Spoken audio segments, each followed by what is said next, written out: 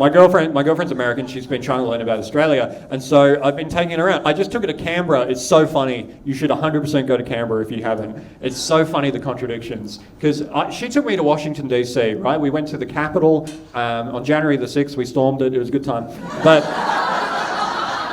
She took me there. We were there in December. It's freezing cold. There's no one in Congress, but there's tens of thousands of Americans. I'm here to see the greatest Congress on earth for the greatest democracy on earth. I love America. I took her to Canberra. We went to Parliament House. There was one guy there, and he was like, "You don't have to come in." And it was Anthony Albanese. Like, that's how bad it is.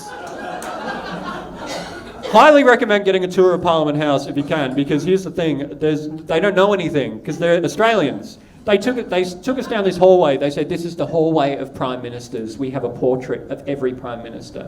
And my girlfriend pointed at one and said, "Who's that?" And our tour guide said, "Some c-." She had no idea. It's so funny. Because that's the great thing about Australia, is we don't give a fuck about our politicians. Really, we don't care that much. Like, Americans killed them. They've shot 4 presidents. We don't do. Harold Holt went for a swim, and that's at our level. In America, it's like the president has been shot. Here, it's like They love politicians. They have Mount Rushmore. They have carved presidents into a mountain. Can you imagine that in Australia? You wouldn't trim ScoMo's head into a fucking hedge.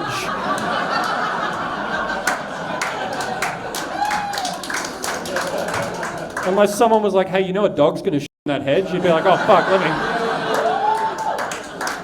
When we met, she lived in the George Washington apartment building on Thomas Jefferson Avenue. That's where we hooked up the first night we were together. Can you imagine that in this country? Going to cop a root at the Tony Abbott apartment complex?